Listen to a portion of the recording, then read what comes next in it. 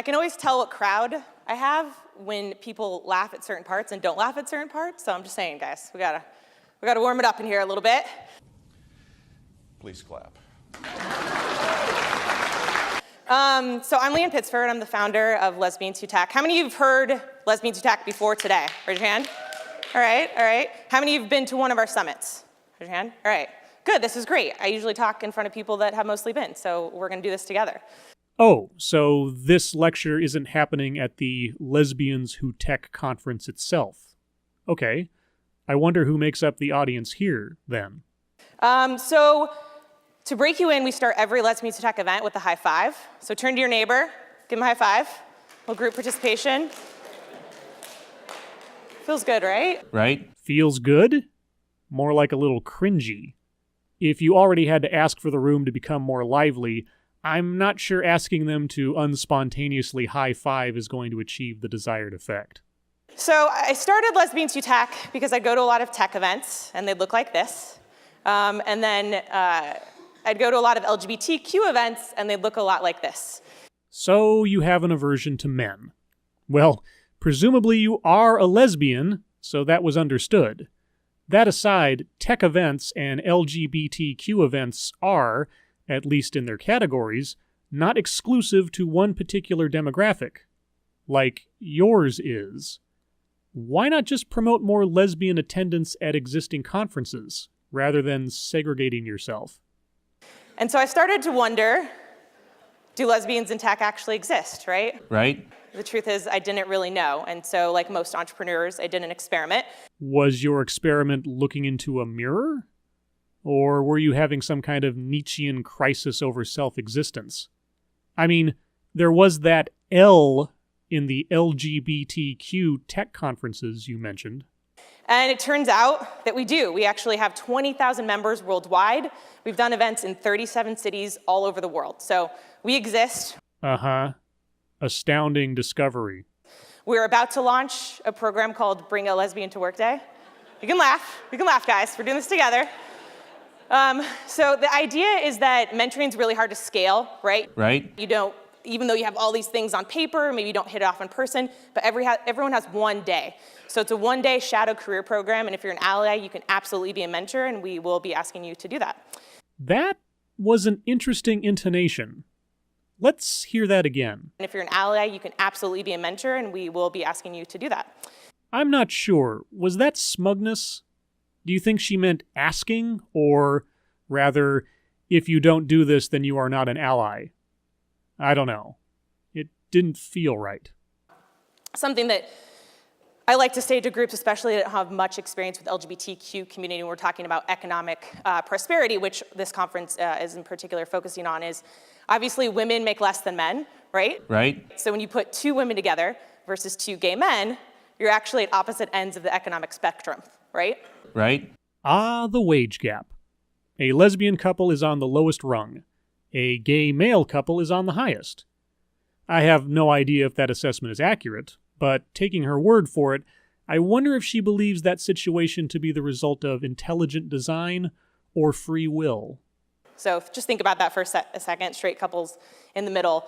And I think that's an important part of what we're doing at Lesbians Who Tech. Convincing lesbians that they and their partners or spouses are victims by default? Okay. And how do we change the face of technology, right? Right. We all have seen the press, right? Right. And there's actually been a new round where people are releasing their second studies, and literally it hasn't changed in the last couple years. And it's not because companies aren't thriving, right? Right. It's not because companies aren't, did she say tribing or trying? I've listened to that a few times now. It sounds like tribing. I'd be really interested to know if that's what she said, as I've never heard the term before. It would be more interesting if it were a Freudian slip. We're building self-driving cars and all these things, and we're putting so much money towards diversity and increasing representation, and yet it's really not changing. It's not moving. Why? The individual choices people make, maybe? Well, I mean, societal change is hard, right? Right. Especially when we're talking about systemic racism, sexism, homophobia, right? Right. These things are huge problems that are all interconnected. Would you also say they are intersectional by any chance? Sadly, the world is not fair, right? Right? No shit. It's really not fair. Too soon? Trump was fairly and democratically elected. Get over it. But we can literally predict how much money you are going to make with, I think, over 90% certainty based on your zip code. Wow, really? My zip code? Not my education, work experience, or qualifications? Hell, tell me which zip code I need to move to. I want to start receiving free money. So how is that fair, right? Right? We all sort of can get behind that the world is not fair. Most of us learned that lesson around the age of 6, when your big sister ended up with more Halloween candy than you did. Why has it taken you into your adult years to understand this? So last year, BuzzFeed wrote an article. Oh, BuzzFeed article. About Lesbians Who Tech. They said if tech conferences were more like Lesbians Who Tech, tech would be a better place. I obviously couldn't agree more. Because there's nothing unconscious about it. I think if the world were more like Lesbians Who Tech, the world would be a better place. And that's because we've done something really intentional, what I call intentional inclusion, right? Right? Inclusion. A conference for lesbians and allies in order to combat less specified conferences where there were too many men for your liking. I get that what you're doing is intentional. I'm not sure if inclusion is the correct word, however. So when we built our ecosystem, the LGBT community has also historically been very white, very male. The lesbian, gay, bisexual, transgender, queer community is mostly white and male. Okay, even if that were true, let alone possible, why is that a problem? I'm a big data geek, and so when we started, I said, look, we're going to set goals, and we're going to use data to track it. So we set this goal early on. We hit it within the second summit. But when I stop doing it, it starts to go away from me, right? Right? When you stop doing it, it starts to go away from you. So if you're not intentionally scheduling 50% women of color speakers, your default mode is being a racist? Is that what you mean? I'm obviously white. My network is white. More white women ask me to speak. So I have to be super intentional about this. But this is something we've hit for the last 6 summits. Yeah, I think that's what she meant. She thinks of herself as a racist. She has to make a deliberate and conscious choice to include non-white people in her conference. In trying not to be a racist, she's discriminating her speakers based on their race. How about scheduling them based on their knowledge and experience, the content of their character, and not the color of their skin? This one's really, really important. You have to show up. You have to show up for yourself, and you have to show up for other people. And there are only 2 ways you can show up. Only 2. So it's really simple. Your time and your money. Prepare the collection plate for the congregation. And your money is a lot more scalable, right? Right? And as allies, we have to show up. We have to show up for women. We have to show up for transgender people, LGBTQ people, people of color. We have to show up. We have to use our time and our money to show up for them. Because they cannot thrive on their own. By the very nature of what they are, they require help. And if you do not donate your time and your money, you are not an ally. And I say a lot of this to lesbians, but you know, a lot of lesbian bars, they're closing, lesbian spaces are dying. After Ellen, the biggest lesbian blog, went out of business. And so I say to them, you also have to show up for yourself. You can stay at home watching Scandal 2 nights a week, but not more than that. I wonder where you acquired the notion that you can tell anyone, let alone lesbians, what they can or cannot do. If a lesbian watches 3 episodes of Scandal against your edicts, what would you say about them? Straight people don't watch Scandal? It's not a big thing in your community, yeah? Come on. This instant roar with the lesbians. They love their Scandal. So the audience here, as far as she knows, is full of straight people, whom she refers to as a community. I wonder if she knows that most people do not group themselves by the identity of a shared sexual orientation. I wonder if she can imagine such a thing to be true. You guys are learning a lot today. It's not just about economics, right? Right? Intentional inclusion, it's also about giving first. You have to build trust. You know, a lot of gay men in particular will come up to me and sort of say, how can I get our LGBT groups to be 50% women? Well, that's simple. At your meetings, you just need to make sure to show 2 episodes of Scandal. Duh. This is true across the board. It doesn't matter what country you're in, what industry. Every LGBTQ event is 70 to 90% male. And that is just unacceptable. We must force women to attend these things, even if they don't want to. I am dying to know how you plan to go about doing that. So women know when they go, it's going to be mostly male. And even when you say it's an LGBTQ event, they actually choose not to go because they know it's going to be male. They know. They can see into the future? Okay, well, let's say that is true. Their choosing not to attend is a bad thing?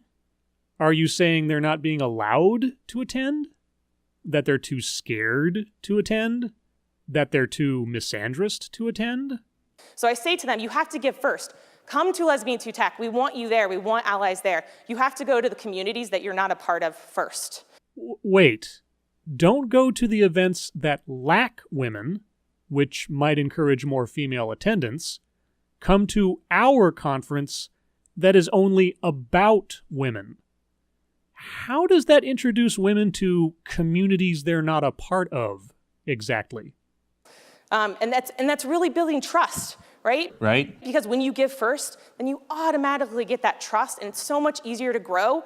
You know, if you have a startup and you have 4 white, male, cisgendered founders, guess what? You're going to have to actually give first a few times to build that trust because you're not representative of the way the world looks. I love how she is diminishing straight, white, cisgendered males as people who, by the very nature of what they are, will be resistant to anyone that comes along that doesn't look like them. She's not being heterophobic, sexist, or racist at all. I mean, she schedules 50% women of color to speak at her conferences. Intentionally, even. So we have intentional inclusion, and there's some other things that are happening, right? Right? There's a lot of bias. Our networks are biased. They just inherently are. I am terrified to imagine what kind of world you think you live in. I mean, I have a few trust issues of my own, but the picture you are painting is beyond me. Must be my maleness and privilege that blinds me to it, right? I actually struggle to get men on panels. It's something new for me. My network is obviously mostly women. Gee, I wonder why men might have an aversion to working with you, given how much love and respect you have for them in the industry. But it's really thinking about human connections, right? Right? Human connections matter. So how do we scale that? Also, one of the things we've seen is that there's an increase of jobs. Right now, there's 500,000 open tech jobs. By the year 2020, there'll be 1.4 million. And at the same time, there's this rise of non-traditional talent. So what does that mean? Boot camps, online education. It's probably more than 60% now. All right, every time I turn, there's a new boot camp that's opening up. Wow. Sounds like there is lots and lots of opportunity out there. Just take someone with the initiative and drive to go after them. But tech companies really don't know how to hire from them, right? Right? Most people that work at tech companies, especially in tech teams, have computer science degrees. So there's bias there. They don't know how to hire them. A bias towards a formal and accredited education in their hiring decisions.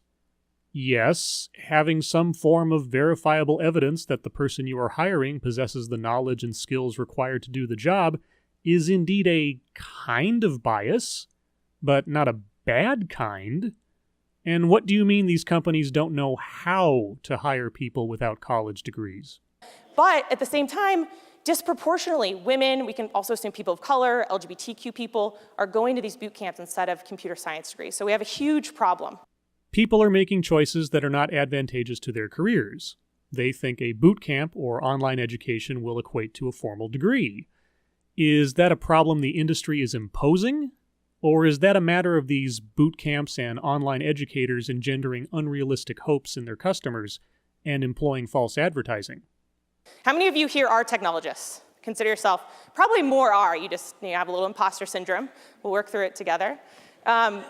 Or they're being truthful in not raising their hands. But that can't be reality, can it?